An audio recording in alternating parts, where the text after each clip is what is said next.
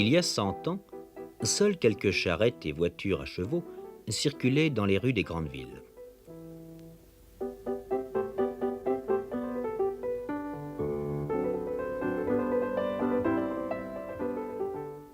Peu encombrées par les véhicules, ces rues étaient néanmoins très animées. Parcourues par nombre de petits commerçants qui, tels les laitiers, apportaient leurs produits à domicile, occupées par des marchandes de 4 saisons, elles constituaient des sortes de marchés permanents. En ce temps-là, les piétons étaient rois. Pour effectuer de longs déplacements à l'intérieur de la cité, les gens allaient à pied ou empruntaient l'une de ces lourdes voitures publiques traînées par de robustes chevaux et qu'on appelait omnibus.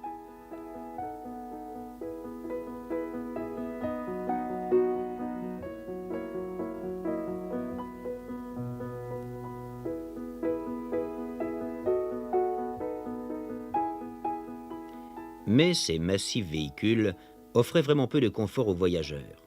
Avec leurs 4 roues cerclées de fer, ils étaient bruyants et cahotaient sur les gros pavés. Aussi les remplaça-t-on progressivement par des trams à chevaux qui, en roulant sur des rails fixés à même la chaussée, secouaient beaucoup moins les passagers en cours de route.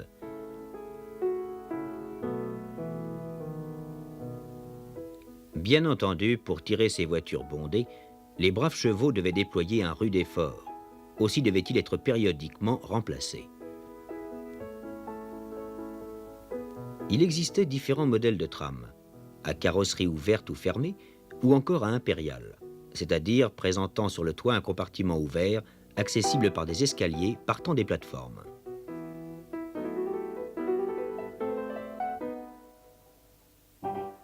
Le succès remporté par ces trams était tel en effet que bien souvent les voyageurs y étaient entassés comme des sardines en boîte, ce qui ne manqua pas d'exciter la verve des caricaturistes et même d'inspirer les musiciens. Mais écoutons plutôt un air de cette époque.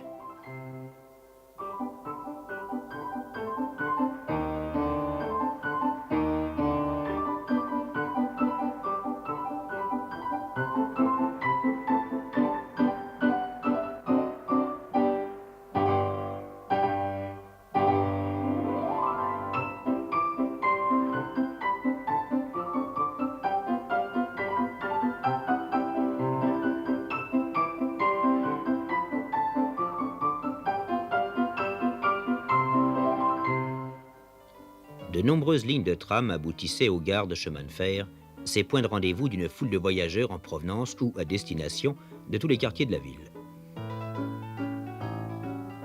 Pour ne pas rater le train, toutefois, il fallait partir tôt de chez soi, car les chevaux de tram n'étaient guère rapides. Aussi pensa-t-on bientôt à les remplacer par des locomotives dont la vitesse était plus élevée.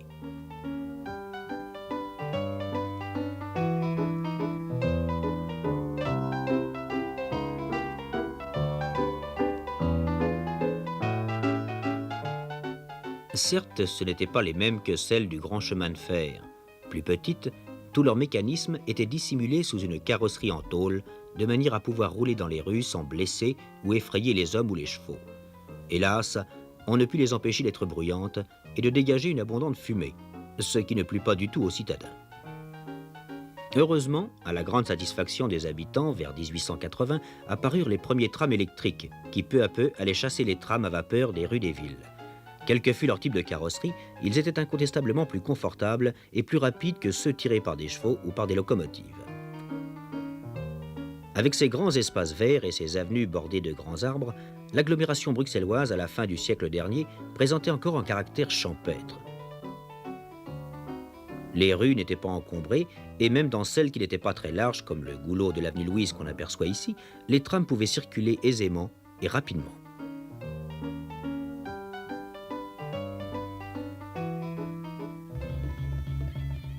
Aujourd'hui, la situation a bien changé, et ces vues du même goulot de l'avenue Louise nous permettent de faire des comparaisons. Dans une ville qui compte aujourd'hui beaucoup plus d'habitants, les trams électriques modernes, noyés dans le flot intense de la circulation automobile, peuvent à peine avancer et vont parfois moins vite que les trams à chevaux du siècle passé.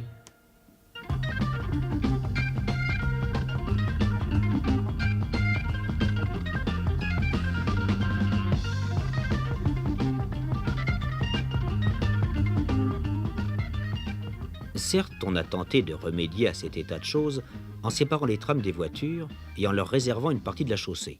C'était une amélioration, mais elle ne résolvait pas le problème posé au franchissement des carrefours, où transport public et privé étaient toujours étroitement mêlés.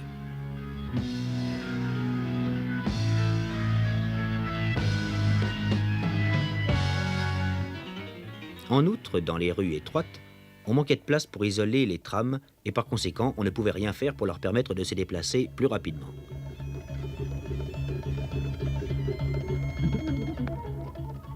La création en 1958 d'un grand tunnel pour tramway, aux abords de la gare du Midi, apporta une solution au franchissement d'un des plus importants carrefours de la capitale, pour la plus grande satisfaction à la fois des usagers des transports publics et des automobilistes.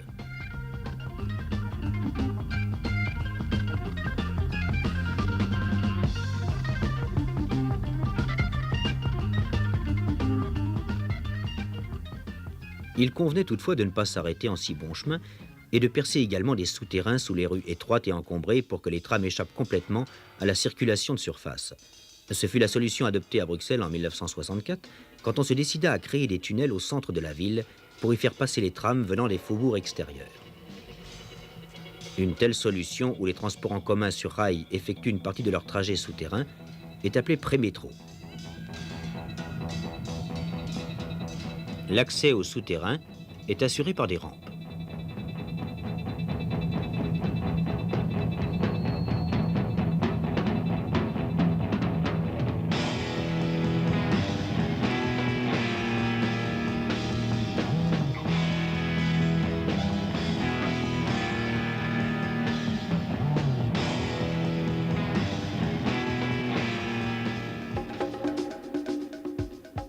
Comme bien l'on pense, la construction des tunnels représenta un travail considérable. Il fallait creuser le sol et évacuer la terre par milliers de tonnes.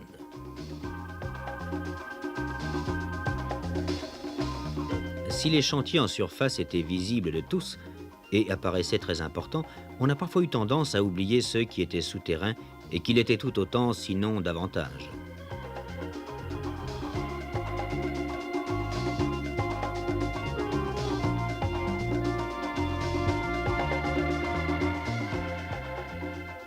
On ne peut qu'admirer le courage et l'habileté des ingénieurs et ouvriers qui, comme des termites parfois à plus de 20 mètres de profondeur, ont creusé ces formidables galeries.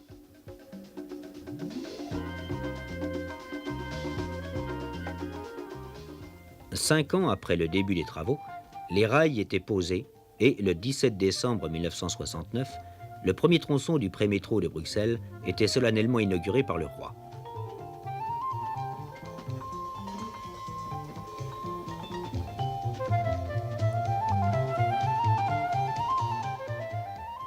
Après avoir coupé le traditionnel ruban, le souverain prit place dans une voiture pavoisée et salué au passage par la foule massée sur les quais des stations.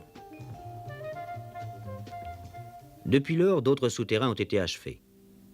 Sur cette carte, qui représente l'ensemble du réseau des tramways bruxellois, voici en très gras les tronçons de tunnels déjà en service, pour la plus grande satisfaction du public. Désormais, ce grand T ajouré, initiale de tram, placé à l'entrée de toutes les stations du prémétro, fait partie intégrante du décor de la capitale.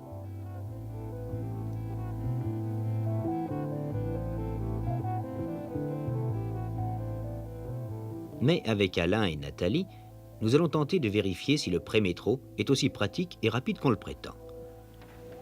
Les voici sur l'escalier mécanique qui se met en marche automatiquement. Amusant ça, et pas fatigant.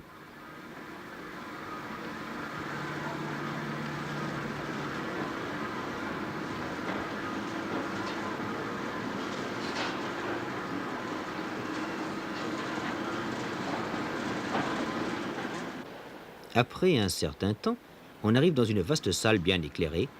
Les destinations y sont clairement indiquées sur des panneaux lumineux.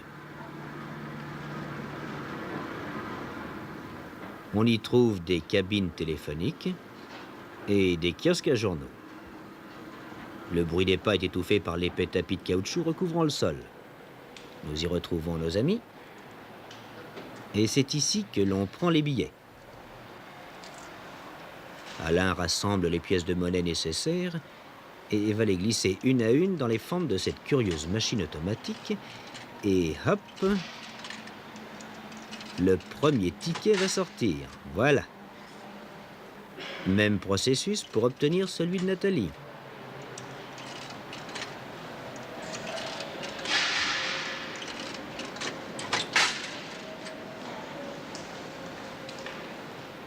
Il reste maintenant à franchir ces portillons qui barrent la route. Rien de plus facile. Il suffit d'introduire le ticket dans la fente ménagée à la droite de ces appareils, puis d'avancer et de pousser les croisillons qui s'effacent pour livrer passage. Un coup d'œil sur ce panneau pour vérifier la destination, et encore un escalier mécanique qui aboutit sur les quais.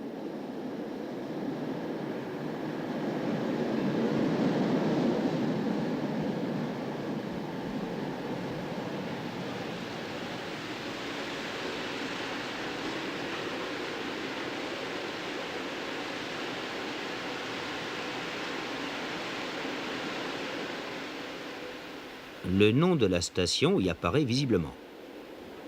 Prudents, Alain et Nathalie consultent le plan des lignes et peuvent y suivre leur itinéraire.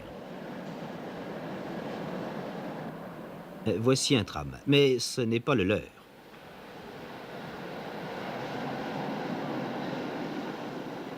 Mais attention, les numéros des trams suivants apparaissent sur un panneau. Il est temps de se préparer.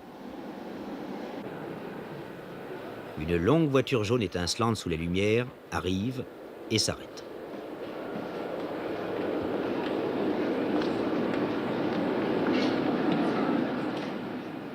En voiture.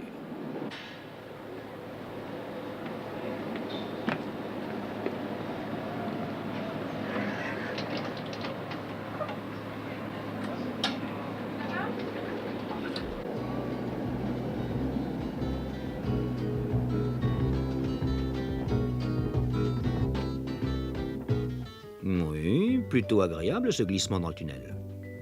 Ah, voici déjà une station. Le trajet dans le noir n'aura pas été très long.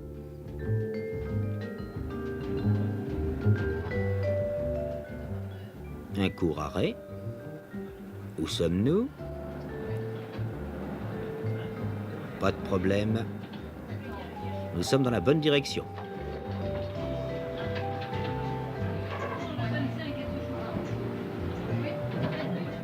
Départ en douceur.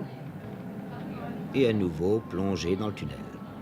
Oh, c'est gai, pense Nathalie.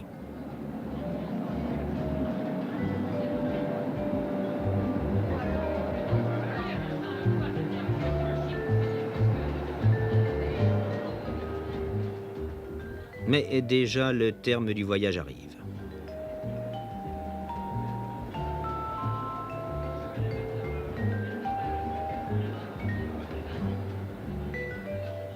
Arlois, dit le panneau lumineux. Il est temps de descendre.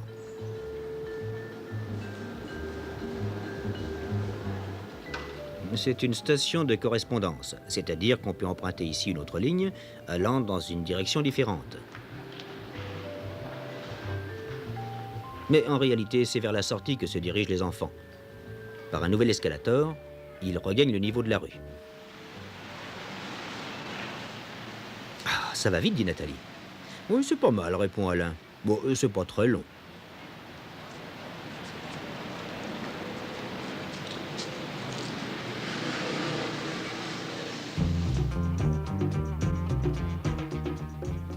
Mais le pré-métro bruxellois est loin d'être terminé. Actuellement encore, on travaille d'arrache-pied à la construction de nouveaux tunnels pour compléter ceux qui existent déjà. Travaux gigantesques qui se poursuivent aussi bien sous le niveau du sol qu'en surface et qui impliquent la mise en œuvre d'engins mécaniques de terrassement les plus modernes.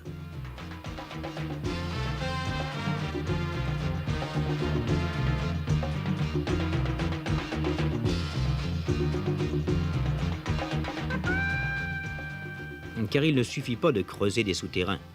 Il faut aussi construire les stations, les dépôts pour le matériel roulant, les accès pour le public, etc. Dans quelques années, le réseau souterrain aura considérablement augmenté. Les lignes ainsi achevées atteindront les limites de l'agglomération bâtie. Dès ce moment, pour pouvoir transporter encore plus de voyageurs, on remplacera les trams par de véritables trains composés de voitures plus hautes, plus larges et plus longues.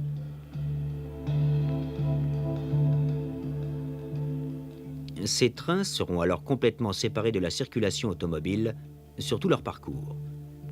Nous aurons alors un véritable chemin de fer métropolitain, ou métro, comme à Paris ou à Londres.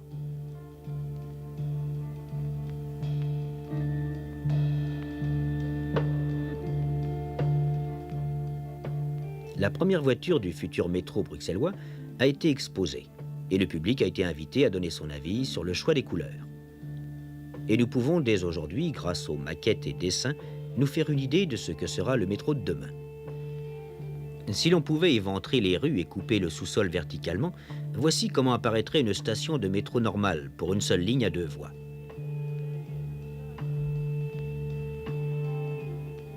Et voici l'aspect que présenterait une station de correspondance où 2 lignes se croisent à des niveaux différents.